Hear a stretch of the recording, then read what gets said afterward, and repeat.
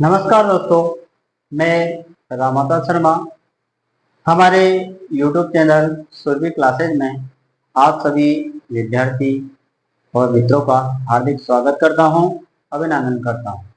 देखिए दोस्तों, हमारी जो BSCC की परीक्षा है और PTT की परीक्षा है बहुत नज़दीक आ चुकी है। तो उस दृष्टि से सभी विद्यार्थी पूरे मन से इस परीक्षा की तैयारी में लगे हुए हैं और इस समय के अंतराल को ध्यान में रखते हुए, क्योंकि सब समय अल्प है, तो कम से कम विषय वस्तु पढ़ी जाए, लेकिन वह विषय वस्तु सिलेक्टेड हो, अर्थात लगभग वह मैटर पढ़ा जाए जो कि परीक्षाओं से संबंधित होते हैं, यानी उससे संबंधित प्रश्न उस परीक्षा में पूछे जाते हैं। तो सभी की यही मानसिकता होती है। तो इस दृष्टि से हमने छात्रों के सहयोग हेतु ये जो पर्यायवाची का टॉपिक है, यह हमने इस वीडियो के माध्यम से आपके सामने रखा है। आप सभी को इससे लाभ होगा ऐसा हम आशा रखते हैं। चलिए दोस्तों, हम शुरुआत करते हैं पर्यायवाची का जो टॉपिक है उसकी। इस पर्यायवाची के टॉपिक से BSCC या PTT का जो एग्जाम है उसमें लगभग 3 या 4 प्रश्न बनने की पूरी संभावना होती है। तो लगभग 4 और 3 या 4 प्रश्नों के आधार पर लगभग 10-12 नंबर का जो मैटर है वो इस पर्यायवाची के टॉपिक से आता है। अब देखिए दोस्तों, पर्यायवाची एक ऐसा टॉपिक है जो शब्द आधारित है, अर्थात इसमें शब्दों को हमें याद रखना पड़ता है। हमारा जो शब्दकोश है उसको हमें बढ़ाना पड़ता है। इस पर्यायवाची का जो टॉपिक है इसमें याद करने की एक ट्रिक होती है। वो ट्रिक यह है कि कुछ शब्द तो ऐसे होते हैं दोस्तों जो कंठस्थीकरण या समझने पर आधारित होते हैं। कुछ ऐसे शब्द होते हैं जो यौगिक या योगरूढ़ होते हैं, अर्थात यौगिक जिनका टुकड़ा किया जाए, योगरूढ़ भी वही होते हैं। तो उनका टुकड़ा करने पर उसका अर्थ समझ में आ जाता है और वह जो अर्थ निकलता है उस शब्द से वो हमें याद रह जाता है।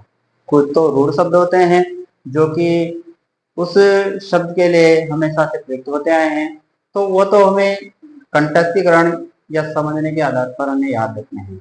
लेकिन जो यौगिक शब्द है या योगरूढ़ शब्द है उनका हम टुकड़ा करके उनको समझ सकते हैं और उसका अर्थ जानकर उनके जो टुकड़े बनेंगे उनका अर्थ जानकर हम उन्हें याद रख सकते हैं, हमें उससे सहायता मिलेगी। चलिए दोस्तों, तो हम आज इस पर्यायवाची का जो हमारा टॉपिक है, अत्यधिक महत्वपूर्ण टॉपिक है, उसे शुरुआत करते हैं, उसकी शुरुआत करते हैं। देखिए दोस्तों, यहाँ जितने भी शब्द लिए गए हैं दोस्तों, वो शब्द अधिकांश वही शब्द लिए गए हैं जिनसे संबंधित प्रश्न आपकी परीक्षाओं में पूछे जाएंगे। दूसरी बात, उन शब्दों में भी जैसे एक कोई शब्द है उसके बहुत सारे पर्यायवाची होते हैं, लेकिन उन पर्यायवाचियों में से उसके जितने भी समानार्थक या पर्यायवाची शब्द है उनमें से भी कुछ सेलेक्ट पर्यायवाची शब्द ही ऐसे होते हैं जो परीक्षाओं में पूछे जाते हैं। तो यहाँ उस मैटर को हमने एक छोटी सीमा में बांधा है, यानी सेलेक्टेड किया है। जो शब्द आपके परीक्षाओं में पूछे जाते हैं बस उस शब्द के वही पर्यायवाची हमने यहाँ पर लिए हैं। यहाँ पर अत्यधिक शब्दों का हमने प्रयोग नहीं किया है, तो इस आधार पर आपको थोड़ी याद करने में सहायता मिलेगी। चलिए दोस्तों, शुरुआत करते हैं। पहला जो शब्द है हमारा अंधकार। अंधकार शब्द का जो पर्यायवाची शब्द है तमस, तम, तिमिर, धान और अंधेरा, ये 5 शब्द आपको याद रखने हैं। ये यौगिक योगरूढ़ शब्द नहीं है, कंठस्थीकरण पर हमें याद रखना पड़ेगा या हमें समझना पड़ेगा कि ये शब्द किसके लिए प्रयुक्त होते हैं, अंधकार शब्द के लिए प्रयुक्त होते हैं। तो तमस, तम, तिमिर, धान और अंधेरा ये शब्द अंधकार शब्द के पर्यायवाची है। अगला देखिए, अग्नि, आग, अनल। अब देखिए दोस्तों, अनल जो शब्द है इसकी तुलना अनिल शब्द से भी होती है। अर्थात कहीं कहीं पर जब हम याद तो कर लेते हैं, पर अनल की जगह अनिल शब्द आ गया तो हम संशय में आ जाते हैं कि अग्नि को अनल बोलते हैं या अनिल बोलते हैं। तो ध्यान रखिएगा, दोनों में युग्म भेद की दृष्टि से अर्थ भेद है, उसे समझेगा। अनल शब्द का अर्थ होता है आग और अनिल शब्द का अर्थ होता है वायु। याद रखिएगा, अनल शब्द का अर्थ आग जबकि अनिल शब्द का अर्थ होता है वायु। अगला है पावक। पावक शब्द की रचना पोधन अक शब्द से हुई है, अयादि संधि है यहाँ पर। तो पोधन अक यानी जो पवित्र कर दे वही पावक होती है। यानी अग्नि को हम पवित्रता का द्योतक मानते हैं। जैसे किसी के मृत्यु उपरांत उसके शरीर को अग्नि में क्यों जलाया जाता है? क्योंकि वो उसके शरीर को पवित्र कर देती है। इसलिए अग्नि का एक पर्यायवाची पावक भी होता है। आगे देखिएगा दोस्तों, दहन। दहन शब्द दहना यानी जलना, यानी जो जलाने वाली है। दहन का अर्थ जो जलाने वाली है, अग्नि जलाने वाली होती है, इसलिए दहन इसका पर्यायवाची है। कृषाणु ये एक रूढ़ शब्द है जो आपको याद रखना पड़ेगा। हुतासन, हुत असन, हु यानी आह्वान करना होता है इसे तो उपसर्ग जोड़ने के बाद, लेकिन हु जो धातु है संस्कृत भाषा की, उसका प्रयोग हवन करने अर्थ में होता है। तो हुत का मतलब जो हवन की गई सामग्री है उसका आसन करने वाला, आसन का अर्थ भोजन करने वाला, यानी जो हवन सामग्री है उसका भोजन के रूप में ग्रहण करने वाला जो पदार्थ है, जो व्यक्ति है, जो प्राणी है या जो देव है, वह अग्नि, वह हुतासन कहलाएगा। अर्थात अग्नि क्या करती है, हम उसमें हवन सामग्री देते हैं और वही उसका क्या है, भोजन है। तो हुतासन, हुत यानी हवन सामग्री ही, असन जिसका भोजन है वो हुतासन कहलाता है। हुत भुक इसका अर्थ भी वही है। हुत यानी हव्य सामग्री, जो हवन सामग्री है उसका भुक यानी भोजन करने वाला, यानी अग्नि क्या है, हुत भुक है। हुत यानी हव्य सामग्री का, हवन सामग्री का भोजन करने वाला है। जात वेद ये एक वैदिक शब्द है दोस्तों, जिसका प्रयोग अधिकांशतः मंत्रों में होता है। तो इसे भी हमें याद रखना पड़ेगा कि जात वेद अग्नि के लिए प्रयुक्त होता है। जैसे ही वैश्वानर यह शब्द भी आपको वेदों में प्राप्त होगा, वेदों में मिलेगा। तो यह आपको याद रखना है कि वैश्वानर जो शब्द है यह अग्नि के लिए प्रयुक्त होता है। आगे देखते हैं दोस्तों, अमृत। अमीय वाला शब्द है अमीय। अमीय शब्द दोस्तों देखो, यहाँ पर केवल पर्यायवाची ही नहीं, बहुत सारी चीजें हमारे लिए क्लियर होती है। शब्दों का अर्थ यदि हमने जान लिया तो वो शब्दों का अर्थ हमें विलोम शब्द में भी मदद देगा, युग्म शब्द में भी मदद देगा, तत्सम तद्भव शब्दों में भी मदद देगा। तो बहुत सारे ऐसे शब्द आधारित प्रश्न होते हैं जिनमें इनके अर्थ हमें मदद करते हैं, तो उनके अर्थ जान लेना बहुत जरूरी होता है। तो देखिए दोस्तों, अमृत, अमृत एक तत्सम शब्द है और उसका जो अमीय है तद्भव रूप होता है। अमृत तत्सम शब्द है, अमीय उसका तद्भव है। अमी, अमी का अर्थ भी अमृत होता है। सोम, सोम का अर्थ भी अमृत होता है। सुधा, सुधा का अर्थ भी अमृत होता है। अब जैसे ही सुधा शब्द आया दोस्तों, तो यहाँ आप एक पर्यायवाची और याद रखें, सुधांशु, चंद्रमा का पर्यायवाची है। सुधा का अर्थ अमृत के समान, अंशु यानी किरणें हैं जिसकी, जिसकी किरणें जिसकी किरणें अमृत के समान हैं, अर्थात कौन, चंद्रमा। तो सुधा शब्द का भी याद रहेगा आपको और चंद्रमा का भी याद रहेगा। सुधा यानी अमृत और सुधांशु यानी अमृत के समान किरणों वाला, यानी चंद्रमा। पीयूष ये रूढ़ शब्द है, आपको याद रखना पड़ेगा कि ये पीयूष शब्द चंद्रमा, अमृत के लिए प्रयुक्त होता है। मधु, मीठा, अमृत मीठा होता है इसलिए इसे मधु भी कहा जाता है। अगला देखिए दोस्तों, केस, केस यानी हमारे बाल। तो केस के लिए बाल शब्द प्रयुक्त होता है। वेरी इंपॉर्टेंट शब्द है कुंतल और कच्छ, ये जरूर याद रखें। बहुत सी बार ये परीक्षाओं में पूछा गया शब्द है। कुंतल और कच्छ दोनों आपको याद रखने हैं। ये दोनों शब्द बाल यानी कि केस के लिए प्रयुक्त होते हैं। सिर और रूह, सिर का जो रूह है, हमारे सिर की जो रोए हैं, यानी सिर और रूह किसे कहेंगे? बालों को ही कहेंगे। इसका एक पर्यायवाची चिकुर भी होता है। आगे चलिए दोस्तों, कोयल, कोयल, कोकिल। अब तत्सम तत्वों की दृष्टि से देखें तो कोकिल एक तत्सम शब्द है और जिसका तद्भव रूप कोयल होता है। कोयल को पिक भी कहते हैं, पर पिक कोयल का तत्सम रूप नहीं है दोस्तों। तो कोयल का तत्सम रूप कोकिल होता है और पिक उसका केवल एक समानार्थक शब्द है। वसंत दूत, वसंत ऋतु में कोयल का बड़ा महत्व होता है, इसलिए इसे वसंत दूत कहा जाता है। वन प्रिय, इसे जंगल में रहना बहुत पसंद होता है कोयल को, इसलिए इसे वन प्रिय भी कहा जाता है। अगला चलते हैं दोस्तों, नदी। नदी के लिए सामान्य शब्द आता है सरिता, लगभग सभी को याद है। तटिनी, तटिनी शब्द का अर्थ होता है तट वाली, किनारे वाली। तो कौन होगी? नदी। नदी क्या होती है? किनारे वाली होती है, तट वाली होती है। तरंगिणी, तरंग का अर्थ होता है लहर। नदी में क्या होती है दोस्तों? लहरें उठती है, तो लहर वाली है नदी, इसलिए नदी को तरंगिणी भी कहा जाता है।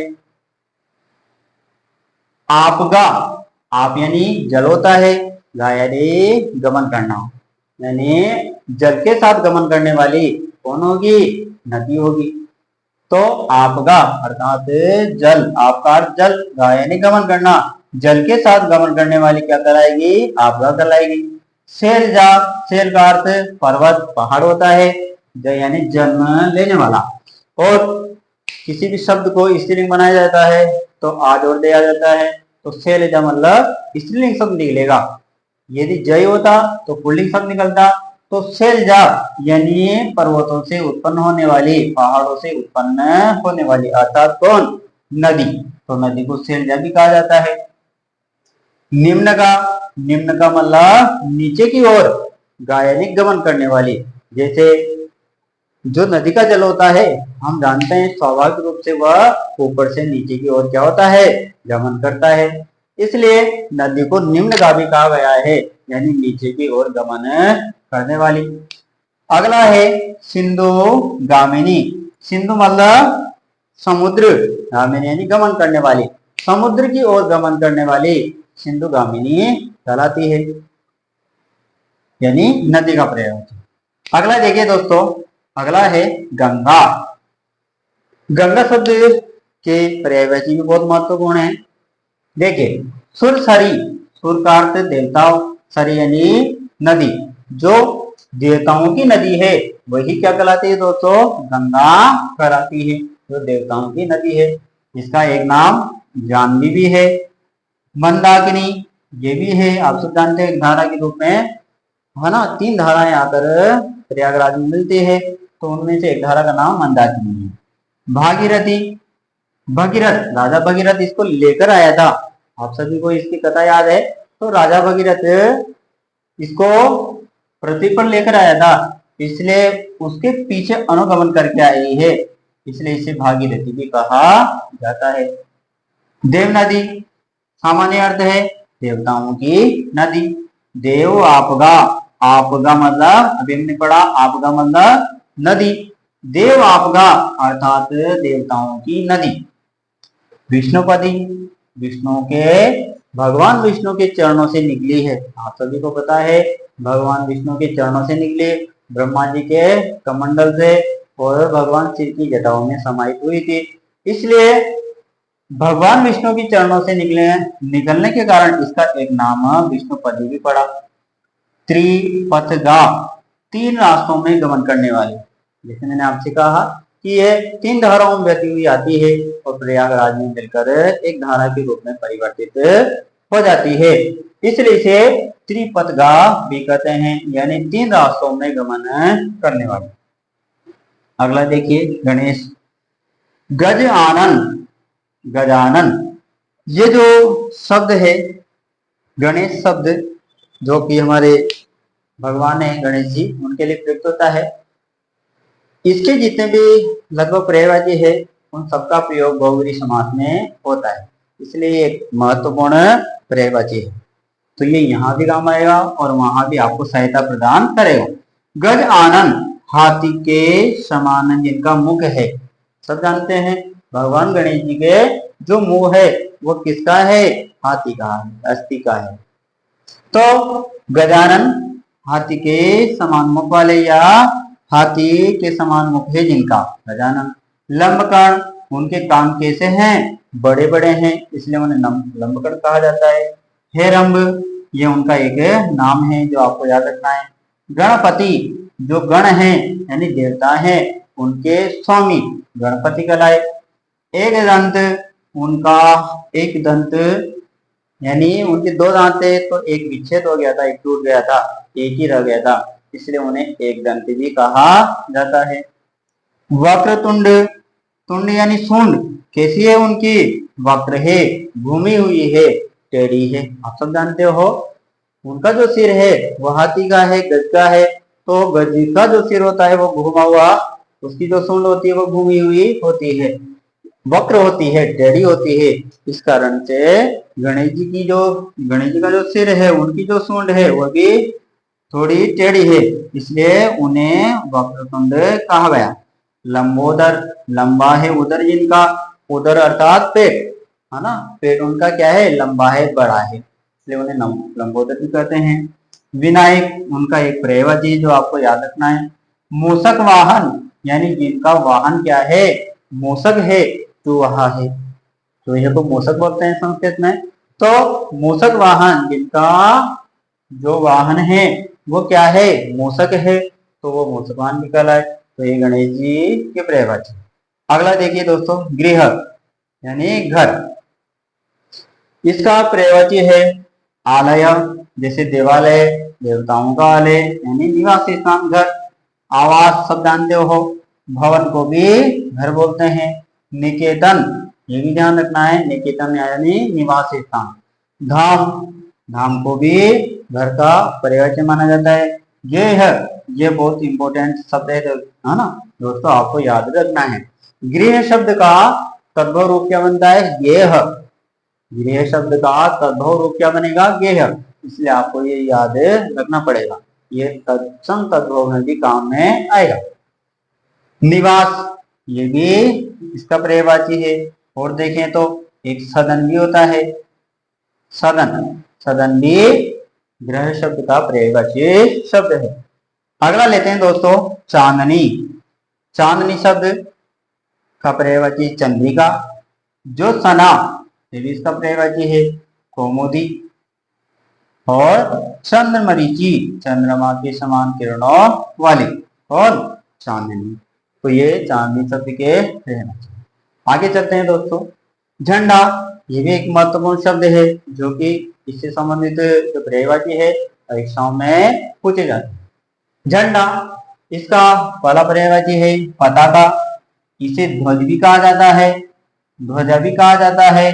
निशान, निशान शब्द का प्रयोग भी ध्वजा के लिए, झंडा के लिए प्रयुक्त होता है, और इसे केतन भी कहा जाता है। ध्यान रखिएगा, केतन झंडे का है जबकि निकेतन घर का है, दोनों शब्दों में अंतर समझेगा। निकेतन तो घर का है जबकि केतन झंडे का पर्यायवाची शब्द होता है। वृक्ष शब्द देखिए दोस्तों, वृक्ष का सभी जानते हैं, वृक्ष को पेड़ बोलते हैं। पादप, पादे, पादेह पिबति इति पादपः, पादेह जो पेड़ों से, पिबति जल ग्रहण करता है, जल पीता है, वही पादप है, अर्थात उसकी जड़ें पेड़ होती है तो उनसे वह जल ग्रहण करता है, इसलिए इसका एक नाम पादप भी है। विटप, ये भी इसका पर्यायवाची है। तरु, द्रुम और रूप, ये इसके पर्यायवाची है। रूढ़ शब्द है, ये आपको याद रखने पड़ेंगे। अगला है दोस्तों शरीर। शरीर को तन भी बोलते हैं, वपु भी बोलते हैं, कलेवर, गात और विग्रह। गात, गात्र शब्द होता है दोस्तों, तत्सम शब्द होता है इसका गात्र, और गात क्या है इसका तद्भव रूप है। अभी जैसे हमारे जो विद्यार्थी है तो उनका जो टेस्ट लिया था हमने बीएससी में, उसमें यह शब्द दिया था कि गात्र शब्द का तद्भव रूप क्या बनेगा, तो वहां हमने गात्र शब्द का प्रयोग किया था। तो देखिए दोस्तों, गात्र शब्द का तद्भव रूप क्या होगा, गात यानी शरीर। गोत्र का गोत होता है, हम संशय में आ जाते हैं गोत्र और गात्र में, तो ध्यान रखिएगा गोत्र तो एक पहचान सूचक शब्द है जिसका गोत होगा, और गात्र शरीर का नाम है जिसका गात्र होगा। विग्रह, विग्रह भी शरीर को बोलते हैं, और विग्रह शब्द का प्रयोग अधिकांश भगवान के लिए होता है। जैसे भगवान का श्री विग्रह यानी उनका शरीर जो है, जो मंगलमय शरीर जिसका हम दर्शन करते हैं, उसे विग्रह कहा जाता है। तालाब, तालाब के पर्यायवाची है दोस्तों हृद, सर, सरोवर। पुष्कर को भी तालाब बोलते हैं, तालाब भी तालाब है, ताल को भी बोलते हैं, और जलाशय जल का स्थान, ये सब तालाब के पर्यायवाची है। कौन कौन से हैं दोस्तों, हृद, सर, सरोवर, पुष्कर, तालाब, ताल और जलाशय। आगे बढ़ते हैं, तोता। तोता शब्द का पर्यायवाची देखिए दोस्तों, सुख भी बोलते हैं इसको, और सुख का ही तद्भव रूप क्या बनता है दोस्तों, सुहा। सुख शब्द का तद्भव रूप क्या बनेगा दोस्तों, सुहा। सुग्गा, सुग्गा भी बोलते हैं। दाड़िम प्रिय, दाड़िम यानी होता है अनार, अनार जिसका प्रिय है वो कौन होता है, तोता। यानी तोता जो होता है पक्षी होता है, उसका अनार बहुत प्रिय होता है, इसलिए उसे दाड़िम प्रिय भी बोलते हैं। रक्त तुंड, रक्त यानी लाल, तुंड यानी चोंच। यहाँ तुंड शब्द का अर्थ सुन नहीं होकर चोंच होते हैं, तो तोते की जो चोंच होती है वो रक्त होती है यानी लाल होती है, इसलिए इसे रक्त तुंड भी कहा जाता है। अगला देखिए दोस्तों, दास। दास को नौकर कहा जाता है, चाकर भी कहा जाता है, सेवक कहा जाता है, किंकर। ये एक महत्वपूर्ण शब्द है, ध्यान रखिएगा दोस्तों, किंकर शब्द। तो किंकर यानी दास, नौकर, चाकर कह सकते हैं। अनुचर यानी पीछे पीछे विचरण करने वाला, यानी आज्ञा का पालन करने वाला अनुचर कहलाएगा। तो किसका पर्यायवाची है, दास का। परिचर, परिचर्या अर्थात सेवा करना, तो परिचर का अर्थ जो सेवा करने वाला है वो भी क्या कहलाएगा, दास कहलाएगा। भृत्य, भृत्य ये भी एक महत्वपूर्ण शब्द है जो कि नौकर शब्द के लिए प्रयुक्त होता है। एक शब्द और लेते हैं हम, विदेशी भाषा का शब्द है गुलाम। गुलाम ये भी दास का पर्यायवाची शब्द है। अगला देखिए दोस्तों, दिन। दिन को दिवस बोलते हैं, वासर भी कहा जाता है, वार भी कहा जाता है। तिथि, तिथि भी दिन का एक समानार्थक शब्द है।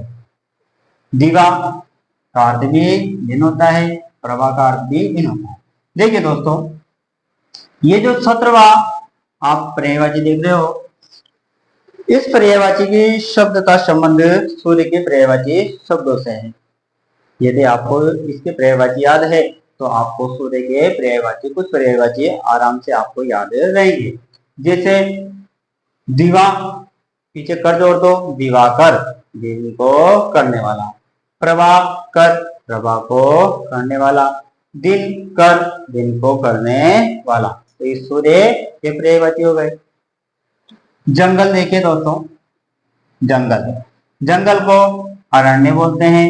शब्द सुना होगा आपको आपने, अभयारण्य। अभयारण्य ऐसा जंगल जहां पशु पक्षी क्या रहते हैं, भय रहित रहते हैं, अभय रहते हैं, भय रहित रहते हैं, इसलिए जंगल को, ऐसे जंगल को जहां पक्षी और पशु भय रहित रहते हैं, अभयारण्य कहा जाता है। तो अरण्य अर्थात जंगल। वन को भी जंगल बोलते हैं। अटवी, इसको भी जंगल कहा जाता है। कानन, कानन का अर्थ भी जंगल होता है। विपिन, विपिन का अर्थ भी जंगल होता है। यहां ध्यान दीजिएगा दोस्तों, एक शब्द तो है विटप, विटप, और एक है विपिन। बहुत सी बार संशय पैदा हो जाता है, कंफ्यूजन पैदा हो जाता है कि विटप किसका है और विपिन किसका है। तो ध्यान रखिएगा, विटप शब्द तो किसका है, पेड़ का है, और विपिन शब्द किसका है, जंगल का है। अगला देखिए असुर, नाम से ही पता लग रहा है सुर, असुर, सुर यानी जो देवता नहीं है वही क्या है, असुर है। असुर किसे कहेंगे, सुर अर्थात देवता, और असुर अर्थात जो देवता नहीं है वो असुर है। असुर को ही राक्षस कहा जाता है। अब देखिए दानव, ये धनु की संतान थे, जो राक्षस थे ये धनु की संतान थे, इसलिए क्या कहलाए, दानव कहलाए। धनु की संतान, अब प्रत्यय जोड़ेंगे दोस्तों, जब हम प्रत्यय पढ़ेंगे तो वहां पर देखेंगे कि धनु में अप्रत्यय जोड़ने पर दानव शब्द की निष्पत्ति होती है, दानव शब्द बनता है। तो दानव का अर्थ असुर। धनुज, यहाँ भी वही निकलेगा, धनु की, धनु से, ज यानी जन्म लेने वाले, जिन्होंने धनु से जन्म लिया वह दानव कहलाए। अगला देखिएगा सुर प्लस अरि, सुरारी, सुर प्लस अरि, सुर यानी देवता, अरि यानी शत्रु, जो देवताओं के क्या है, शत्रु है, वही क्या कहलाए, राक्षस कहलाए। सुर यानी देवताओं के, अरि यानी शत्रु, जो देवताओं के शत्रु है वही सुरारी कहलाए। निशाचर, निशा यानी रात्रि में, चर यानी विचरण करने वाले, निशा यानी रात्रि में, चर यानी विचरण करने वाले, जो रात में विचरण करते हैं वो क्या होते हैं, राक्षस होते हैं। राक्षस भी इसका पर्यायवाची है। दैत्य, ये दीति के संतान थे, जो राक्षस है ये दीति, दीति और अदिति दो बहनें थी। तो अदिति से जो उत्पन्न हुए वो आदित्य कहलाए, और दीति से जो उत्पन्न हुए वो दैत्य कहलाए। तो दीति से उत्पन्न हुए इसलिए ये क्या कहलाए दोस्तों, दैत्य कहलाए। दीति से उत्पन्न दैत्य, यहाँ पे अप्रत्यय लगा हुआ है। रजनीचर, रजनी यानी रात्रि, चर यानी विचरण करना, जो रात्रि में विचरण करते हैं वही क्या है, असुर है। तो देखिए दोस्तों, एक पर्यायवाची में कभी कभी दो दो पर्यायवाची में याद हो जाते हैं, जैसे निशाचर की याद कर रहे हैं, पर हमें इनका टुकड़ा और इनके अर्थ मालूम होने चाहिए। तो निशा यानी रात्रि में विचरण करने वाले, तो राक्षस का तो याद होगा ही सही, लेकिन इसके साथ साथ ये भी ज्ञात हो जाएगा कि निशा का अर्थ होता है रात्रि, ऐसे ही रजनी का अर्थ भी क्या होता है, रात्रि, तो रात्रि में विचरण करने वाले। अगला देखिए दोस्तों अश्व, अश्व को तुरंगी भी बोलते हैं, घोटक भी बोलते हैं, वाजी, हय, सैंधव और घोड़ा। इनमें से जो घोटक शब्द है दोस्तों, कौन सा घोटक, ये घोटक संस्कृत भाषा का शब्द है और इसका तद्भव रूप बनता है घोड़ा। ध्यान रखिएगा, घोटक तो क्या है, तत्सम भाषा का शब्द है, यानी संस्कृत भाषा का शब्द है, और घोड़ा इसका तद्भव रूप है।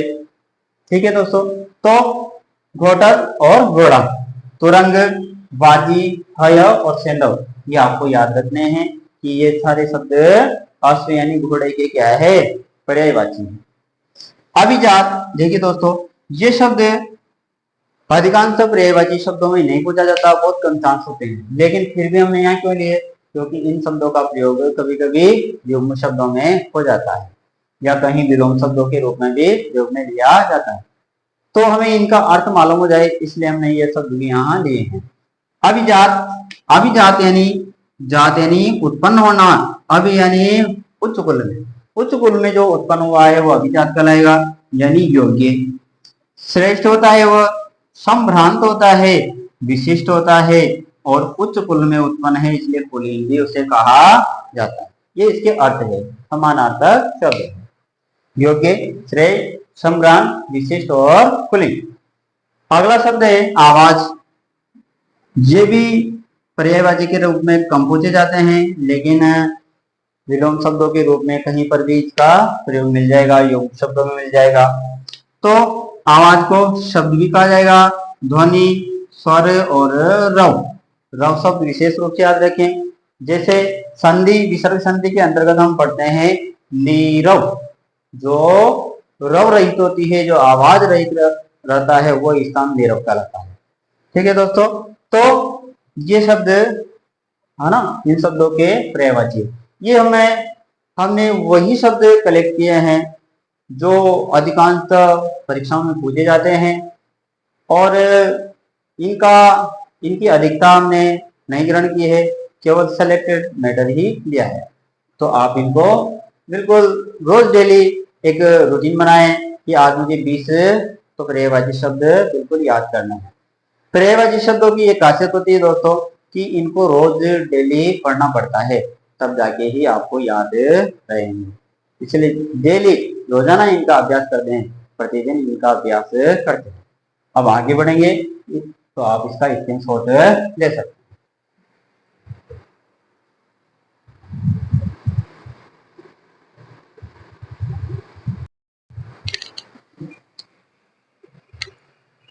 चलिए दोस्तों आगे देखते हैं। आगे अगला है आंख। आंख को नेत्र, नयन, चक्षु, दृग, लोचन, अक्षी और विदेशी भाषा का शब्द है नजर और चश्म। नजर और चश्मे एक विदेशी भाषा के शब्द हैं, तो कभी कभी ये भी विकल्प के रूप में हमें ले सकते हैं, तो इन्हें भी ध्यान रखें। तो आंख शब्द का यदि पर्यायवाची पूछे या विकल्प में दे तो वह देगा नेत्र, नयन, चक्षु, दृग, लोचन, अक्षी, नजर, चश्म। पर्यायवाची से संबंधित जो प्रश्न होते हैं दोस्तों, उनके पूछने के अलग अलग तरीके होते हैं। कभी वह प्रश्न में दे देगा कि जिस प्रकार आंख का, निम्न में से आंख का पर्यायवाची शब्द है या नहीं है। वो प्रश्न दे सकता है निम्नलिखित विकल्पों में किस विकल्प में सभी शब्द एक दूसरे के पर्यायवाची है, या किस विकल्प में सभी शब्द पर्यायवाची नहीं है। तो इस प्रकार के प्रश्न पूछे जाते हैं। तो जितने भी इनके जो महत्वपूर्ण पर्यायवाची शब्द है वह सभी हमें याद होना जरूरी है। अगला देखिए दोस्तों, आकाश। आकाश का पहला होगा नभ। न भाति इति नभः, जो चमकता नहीं है वही क्या है, आकाश है। यानी आकाश की स्वयं की रोशनी नहीं होती, वह सूर्य के प्रकाश से चमकता है, इसलिए उसे नभ कहा जाता है। इसका एक पर्यायवाची अंबर भी होता है। अंबर एक अनेकार्थी शब्द है। अंबर यानी आकाश भी होता है और अंबर का अर्थ वस्त्र भी होता है, जैसे पीतांबर जिनके वस्त्र पीले हैं। अनंत, जिसका कोई अंत नहीं है वह आकाश कहलाता है। व्योम, इसका एक विशेष पर्यायवाची शब्द है, इसे भी ध्यान रखें। गगन, ये भी आकाश शब्द का पर्यायवाची शब्द है। दिव, जो चमकता है, प्रकाशित होता है। नाप, ये नाप शब्द एक वैदिक शब्द है दोस्तों, वेदों में इसका प्रयोग मिलता है। नाप शब्द का प्रयोग अंतरिक्ष के लिए भी होता है और आकाश के लिए भी होता है। शून्य, आकाश शून्य होता है, अर्थात उसमें कोई परिवर्तन नहीं होता, इसलिए उसे शून्य भी कहा जाता है। और आसमान सभी जानते हैं। अगला है इंद्र, ये भी परीक्षा की दृष्टि से महत्वपूर्ण है। देवराज, देवों का राजा। देवेंद्र, देवताओं का इंद्र अर्थात स्वामी। देवेश, देवताओं का ईश अर्थात स्वामी। सुरेश, सुरों का यानी देवताओं का ईश अर्थात स्वामी। अमर, देवता का पर्यायवाची है, पति यानी स्वामी। अमरपति यानी देवताओं का स्वामी। महेंद्र, महान है जो इंद्र। सतीपति, इंद्र की जो पत्नी है उसका नाम सती है और सती के पति यानी स्वामी सतीपति कहलाएंगे। एक इनका नाम, विशेष नाम याद रखिए, पुरंदर। पुरंदर भी इंद्र को कहा जाता है। एक विशेष नाम और है शक्र। शुक्र एक तारा है, जबकि शक्र इंद्र का नाम होता है। वृत्रहा, वृत्र एक राक्षस था, उसको मारने वाले कौन थे, इंद्र थे, इसलिए इन्हें वृत्रहा भी कहा जाता है।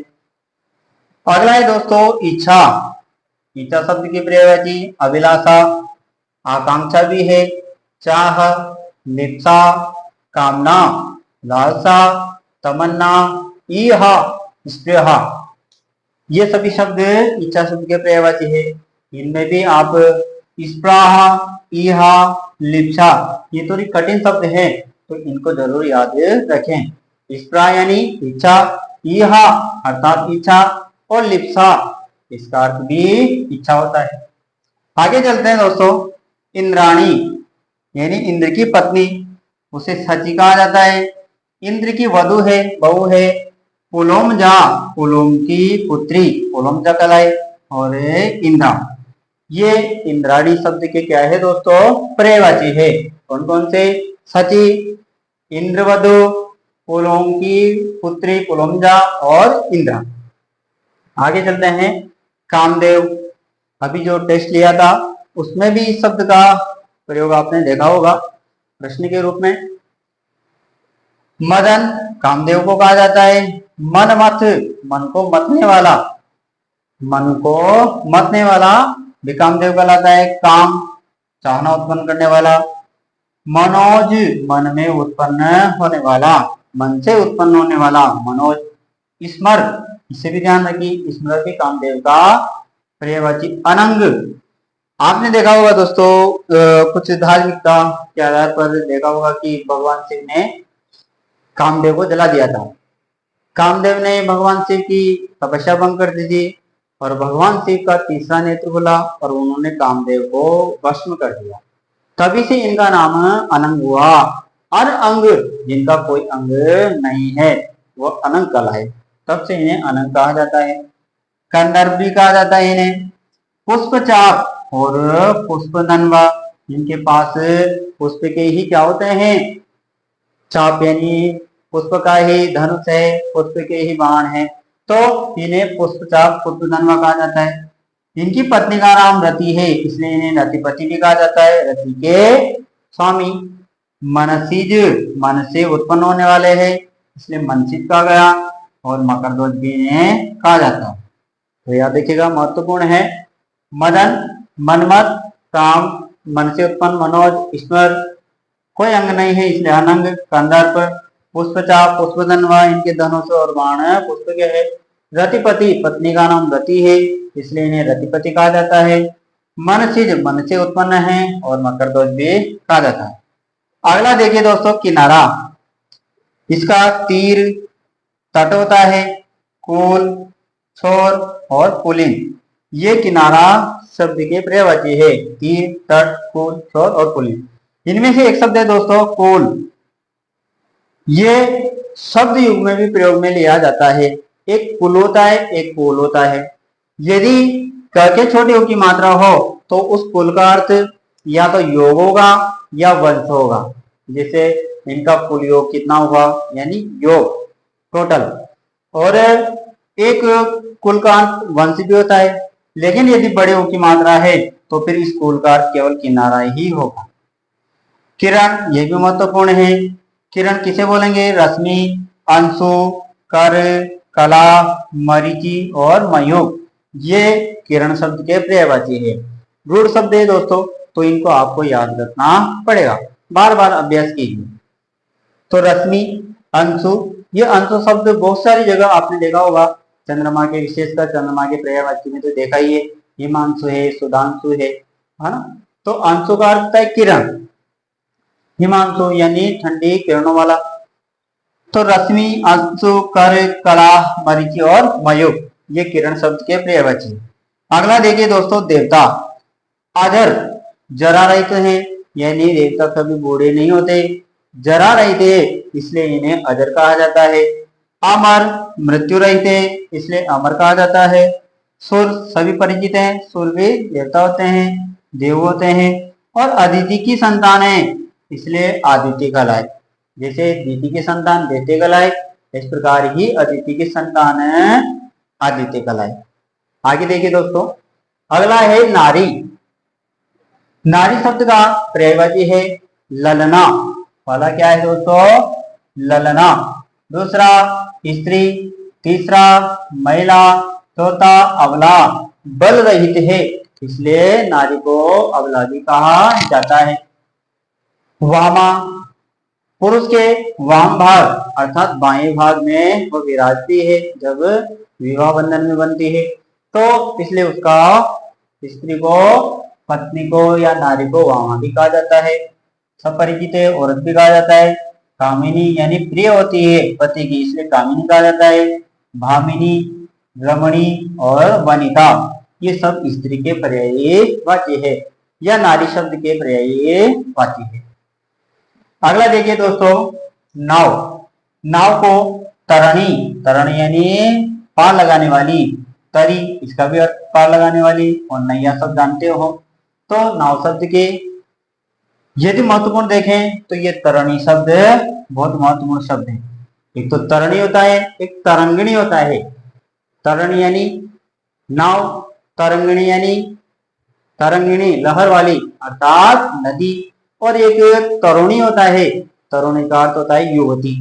तो इन शब्दों में आप अर्थभेद रखें। तरणी यानी नाव, तरुणी यानी युवती, और तरंगिणी, तरंगिणी अर्थात नदी, तरंग वाली। अगला है दोस्तों पति, भर्ता यानी स्वामी, आर्य भी कहा जाता है, ईश अर्थात स्वामी, वल्लभ प्रिय होता है पत्नी का, इसलिए इसे वल्लभ भी कहा जाता है और स्वामी कहा जाता है। तो भर्ता, आर्य, ईश, वल्लभ और स्वामी ये पति के पर्यायवाची शब्द है। अगला है दोस्तों पार्वती। पार्वती शैलजा, शैल यानी पर्वत की पुत्री थी, यानी पार्वती के पिता का नाम हिमालय था, आप सभी परिचित है। तो हिमालय क्या है? पर्वत है, तो पर्वत की पुत्री थे, इसलिए इन्हें शैलजा भी कहा गया। जैसे हमने वहां देखा कि नदी को भी शैलजा कहा जाता है, क्योंकि नदी भी पर्वतों से उत्पन्न होती है। तो शैलजा पार्वती का पर्यायवाची है। शैलसुता वही अर्थ निकलेगा, यानी पर्वत की पुत्री। गिरिजा, गिरि का अर्थ भी पर्वत होता है, जा यानी जन्म लेने वाली, गिरि से यानी पर्वत से जन्म लेने वाली पार्वती कहलाई, यानी हिमालय से जन्म लिया। अपर्णा, आप सभी परिचित होंगे कि पार्वती जी ने भगवान शिव को प्राप्त करने के लिए खूब आराधना की। आराधना इतनी बढ़ गई थी कि उन्होंने फल खाना, अन्न खाना, जल पीना सब छोड़ दिया, यहाँ तक कि पत्तों को भोजन के रूप में लेना भी छोड़ दिया। तब से उनका नाम अपर्णा पड़ गया। पर्ण यानी पत्ते, और अपर्णा यानी जिन्होंने पत्तों का भी त्याग कर दिया है, वो अपर्णा कहलाए। अंबिका और रुद्राणी ये भी पार्वती के पर्यायवाची शब्द माने जाते हैं। अगला है दोस्तों पुत्र, ये भी महत्वपूर्ण है। सुत, एक विशेष ध्यान रखिए दोस्तों, सुत और सूत के यदि बड़े की मात्रा हो तो सूत का अर्थ तो धागा होता है, जबकि सुत का अर्थ पुत्र होता है। छोटे की मात्रा हो तो पुत्र, और बड़े की मात्रा हो तो धागा अर्थ हो जाता है। तनुज, तन से उत्पन्न होता है, शरीर से उत्पन्न है, इसलिए से तनुज भी कहा जाता है। तनय, तन से उत्पन्न। वत्स एक सामान्य शब्द है। आत्मज, आत्म यानी स्वयं से, जय यानी जन्म लेने वाला, यानी स्वयं से जन्म लेता है वह, उसका पुत्र कहलाता है। पुत, पुत्र शब्द का क्या है दोस्तों? तद्भव शब्द है। पुत्र तो क्या है? तत्सम है, और पुत तद्भव शब्द है। बेटा और लाल, पुत्र जब बहुत प्रिय हो तो उसे माँ या पिता लाल कहकर पुकारते हैं, इसलिए लाल भी पुत्र का पर्यायवाची शब्द है। अगला देखिए दोस्तों प्रकाश, प्रकाश के लिए उजाला। प्रभा, इस प्रभा शब्द को हमने दिन में भी पढ़ा था, दिन के जो पर्यायवाची थे वहां भी पढ़ा। प्रभा का अर्थ दिन भी होता है और प्रभा का अर्थ प्रकाश भी होता है। याद रखिएगा दोस्तों, शब्द अनेकार्थी भी होते हैं, अर्थात एक ही शब्द के अनेक अर्थ भी होते हैं। तो अलग अलग जगह आपको इनको देख सकते हो, ये आपको देखने को मिल सकता है। अब किसी के संशय पैदा होता है कि मान लीजिए पूछ लिया प्रकाश शब्द का पर्यायवाची है, या प्रभा शब्द दे दिया, प्रभा शब्द किसका पर्यायवाची है? ऑप्शन दे दिया प्रकाश, दूसरा दे दिया दिन, तो फिर हम क्या लगाएं? तो सीधी सी बात है कि जब प्रकाश और दिन दोनों देगा तो तीसरा विकल्प आपको वहां पर दोनों का मिलेगा, यानी तीसरा विकल्प होगा उसका, उस विकल्प में लिखा होगा दोनों, अर्थात दोनों ही किसके पर्यायवाची है? प्रभा के है। ज्योति, द्युति यानी चमक, और द्युति का अर्थ प्रकाश भी होता है। ऐसे ही दीप्ति का अर्थ चमक भी होता है और प्रकाश भी होता है। द्युति और दीप्ति दोनों का अर्थ प्रकाश भी होता है और चमक भी होता है। छवि, आभा और आलोक ये भी प्रकाश शब्द के पर्यायवाची माने जाते हैं। अगला देखिए दोस्तों, पवन ये भी महत्वपूर्ण शब्द है। हवा, समीर, बयार, अनिल, हमने वहां देखा था अदर यानी आग और अनिल यानी हवा, याद रखिएगा। पवमान एक वैदिक शब्द है, इसे भी ध्यान रखिए। मारुत ये भी पवन शब्द है, पवन का पर्यायवाची है। वायु और वात, तो हवा, समीर, बयार, अनिल, पवमान, मारुत, वायु और वात ये शब्द पवन शब्द के पर्यायवाची। अगला देखिए दोस्तों, फूल, फूल को पुष्प भी कहा जाता है। कुहुक, इस पुष्प शब्द का तद्भव रूप क्या कहलाता है दोस्तों? कुहुक। बहुत से जब तत्सम और तद्भव दिए जाते हैं, प्रश्न पूछे जाते हैं तो भ्रम में पड़ जाते हैं। जैसे दे दिया पुष्प शब्द का तद्भव होगा ऑप्शन ए फूल, बी दे दिया कुहुक, सी दे दिया दोनों और डी दे दिया कोई नहीं, तो हम संशय में पड़ जाते हैं और हम जो सी वाला ऑप्शन है दोनों वो कर बैठते हैं। जबकि फूल पुष्प शब्द का तद्भव नहीं है, इसका समानार्थक शब्द तो है पर इसका तद्भव नहीं है। पुष्प का तद्भव तो कुहुक होता है। इसे सुमन भी कहा जाता है, कुसुम भी कहा जाता है, प्रसून शब्द और गुल विदेशी शब्द है। गुल, गुल गुलदस्ता यानी फूलों का दस्ता। तो पुष्प, कुहुक, सुमन, कुसुम, प्रसून और गुल ये फूल शब्द की क्या है दोस्तों? पर्यायवाची है। अगला है बंदर। वानर शब्द का जो तद्भव रूप है वही बंदर कहलाता है। बंदर को हरि भी कहा जाता है, हरि भगवान विष्णु का भी पर्यायवाची है। मरकट, शाखा मृग बहुव्रीहि समास का उदाहरण है दोस्तों। शाखा मृग यानी शाखाओं में किसके समान है? मृग के समान है। यानी मृग कैसा होता है दोस्तों? चंचल होता है, तुरंत यहां से वहां चला जाता है। ऐसे ही बंदर भी शाखाओं में मृग के समान होता है, इधर से उधर उधर से उधर, इसलिए उसे शाखा मृग कहा जाता है। ये बहुव्रीहि समास का उदाहरण माना जाता है। अगला है कपि, ये भी किसका है? बंदर का पर्यायवाची। तो दोस्तों वानर, हरि, मरकट, शाखा मृग और कपि ये सब बंदर शब्द के पर्यायवाची शब्द हैं। ठीक है दोस्तों, अब आप इन उदाहरणों को आप अपनी अभ्यास पुस्तिका में उतार कर बराबर क्रम से याद रखें। सभी की अलग अलग क्षमता होती है दोस्तों, तो अपनी अपनी क्षमता के अनुसार 10, 20, 30 जितनी भी आपसे हो सके उतने पर्यायवाची शब्द रोज याद करें। ये शब्द आधारित होते हैं दोस्तों, तो इनको याद रखना संभव नहीं होता, इसलिए इनका रोज अभ्यास करें। अभ्यास ही एक समाधान है इनका। रोज डेली आप अभ्यास करो और कुछ शब्दों के हम यौगिक शब्द है और योगरूप शब्द है उनके हम टुकड़े करके उनको याद रखने की कोशिश करें ताकि वह एक लंबे समय तक हमें याद रहे। बाकी जो कंठस्थीकरण पर आधारित है तो उनका तो हमें अभ्यास ही करना पड़ेगा, तो बराबर इन्हें याद रखें। इनके अलावा कुछ और महत्वपूर्ण जो पर्यायवाची शब्द है वो हम अगली क्लास में आपके सामने उपस्थिति करेंगे, तो आप बराबर इन्हें ध्यान से पढ़ें। हमारे जो सुरभि क्लासेज के जो विद्यार्थी हैं जिनको हमने सीट उपलब्ध करवाई थी वो ये जो मुख्य मुख्य पर्यायवाची शब्द है इनको आप उनमें टिक लगा लें, यानी उन पर निशान लगा लें और उन्हीं शब्दों को याद करें जो आपको अभी इस वीडियो के माध्यम से पढ़ाए हैं। क्योंकि आप जानते हो कि 30 जून को परीक्षा होने वाली है तो समय का बहुत अभाव है, तो सभी को रटने की कोशिश करोगे तो बहुत पीछे रह जाओगे। तो हमें तो स्वीट एंड शॉर्ट देखना है, यानी कम समय में सेलेक्टेड मैटर पढ़ना है। तो इस आधार पर आप इन पर्यायवाची को अपनी सीट पर जो कि आपके पास उपलब्ध हो चुकी है उस पर लगा लें और इन्हीं पर्यायवाची शब्दों को बराबर याद करें, इनका अभ्यास करते हैं, डेली पढ़ें। बस यही इनको याद करने का एक तरीका। ठीक है दोस्तों, अब जो हमारे दोस्त ऑनलाइन पढ़ते हैं वह इसका स्क्रीनशॉट लेकर आप अपनी अभ्यास पुस्तिका में उतार सकते हैं।